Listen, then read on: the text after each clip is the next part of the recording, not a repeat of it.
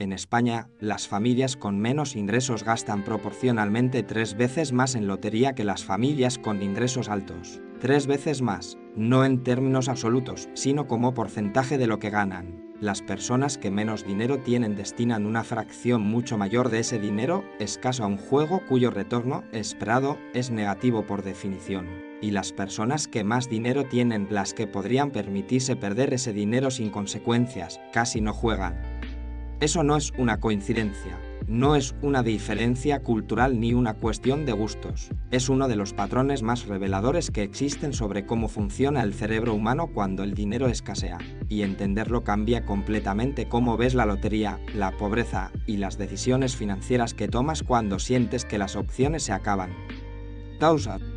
Antes de entrar en el análisis quiero dejar algo muy claro. Este vídeo no es un juicio moral sobre las personas que juegan a la lotería. No es un argumento de superioridad de quienes no juegan. Es un análisis de por qué el cerebro humano toma decisiones que desde fuera parecen irracionales pero que desde dentro tienen una lógica perfectamente coherente. Una lógica que el contexto económico construye sin que la persona lo decida conscientemente. El primer mecanismo que explica este patrón es el más fundamental y el más documentado en psicología económica. Se llama pensamiento de escenario de baja probabilidad y alta recompensa, y funciona de una forma muy específica dependiendo de cuántas opciones reales tienes disponibles. Cuando tienes acceso a caminos razonables para mejorar tu situación económica, cuando puedes formarte, invertir, emprender, negociar un aumento, la lotería compite con esas opciones. Y en esa competencia pierde claramente porque tiene un retorno esperado negativo.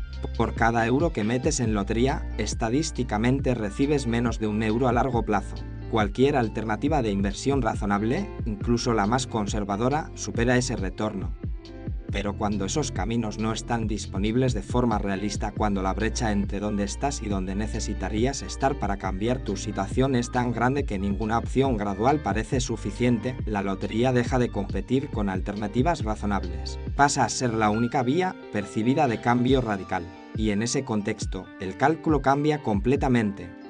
€1 en lotería con probabilidad minúscula de ganar 1.000.000 no compite con invertir ese euro en un índice. Compite con no tener ninguna opción de cambiar la situación en absoluto. Y en esa competencia, la lotería gana, no porque sea racional en términos matemáticos, sino porque es la única papeleta disponible para un cambio de vida que de otra forma parece imposible. Los economistas llaman a esto demanda de transformación. La lotería no se compra principalmente como inversión. Se compra como el único mecanismo accesible de transformación radical de las circunstancias vitales. Y cuando la transformación es lo que necesitas, pagar por esa posibilidad aunque sea remota tiene una lógica emocional poderosa que los modelos de racionalidad económica clásica no capturan. Pausa. El segundo mecanismo es más psicológico y conecta directamente con algo que ya vimos en otro vídeo, el efecto de la escasez sobre el pensamiento. Cuando el dinero es escaso, el cerebro entra en un modo de procesamiento diferente. Los investigadores Sendil Muyenathan y Eldar Shafir lo documentaron en su libro Escasez de una forma que cambió cómo los economistas entienden la pobreza. Cuando estás bajo presión financiera constante, el cerebro dedica una cantidad enorme de recursos cognitivos a gestionar esa presión, a calcular si llega para fin de mes, a priorizar qué factura pagar primero, a resolver constantemente ecuaciones de supervivencia financiera a corto plazo. Ese consumo cognitivo tiene un coste real y medible. Reduce la capacidad disponible para el pensamiento a largo plazo, para la planificación, para la evaluación de opciones complejas. No porque la persona sea menos inteligente, sino porque su capacidad cognitiva está ocupada gestionando una emergencia permanente.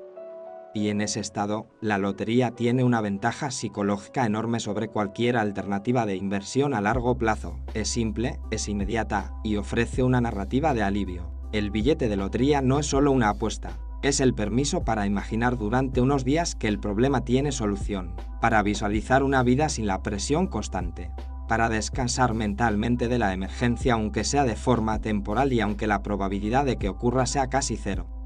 Eso tiene un valor real para el cerebro que está exhausto de gestionar escasez. Un valor que no aparece en ninguna hoja de cálculo, pero que explica perfectamente por qué personas financieramente inteligentes en muchos aspectos de su vida siguen comprando lotería de forma sistemática. No porque no entiendan las probabilidades, sino porque el alivio temporal de imaginar la solución tiene un beneficio psicológico concreto que el cerebro valora más que la pérdida esperada del euro invertido. El tercer mecanismo es el que más directamente conecta la lotería con las diferencias estructurales en cómo se construye riqueza en diferentes entornos económicos. Las personas con acceso a capital, con redes de contactos, con educación financiera y con entornos donde la inversión es algo normal y accesible, tienen múltiples mecanismos de acumulación gradual disponibles. Pueden invertir en índices, en inmuebles, en negocios. Pueden negociar mejores salarios con información sobre el mercado. Pueden acceder a crédito en condiciones razonables para aprovechar oportunidades. Para ellas, la riqueza se construye de forma incremental, compuesta a lo largo del tiempo, a través de mecanismos que generan retorno positivo. Para alguien que no tiene acceso a capital inicial, que no tiene la red de contactos que abre oportunidades, que no creció viendo cómo funciona la inversión de cerca y que no tiene acceso a crédito en condiciones razonables, esos mecanismos de acumulación gradual no están disponibles de la misma forma. No porque sean legalmente inaccesibles, sino porque la acumulación gradual requiere algo que la escasez hace casi imposible: margen. El margen de sobra del mes que se puede destinar a inversión, el margen de error que permite asumir riesgos calculados, el margen de tiempo que permite esperar a que las inversiones maduren. Sin ese margen, la única forma de cambiar la trayectoria es un cambio discontinuo, no gradual. Un salto, no una escalera. Y la lotería es la versión más accesible de ese salto. No la más eficiente, no la más probable, pero la más accesible para alguien que no tiene margen para la acumulación gradual. Esto explica por qué el gasto en lotería sube en momentos de crisis económica y en contextos de alta desigualdad. No porque la gente se vuelva más irracional en esos momentos, sino porque las alternativas graduales se reducen y el valor percibido del mecanismo de transformación radical aumenta de forma proporcional. Causa. ¿Qué haces con todo esto de forma práctica?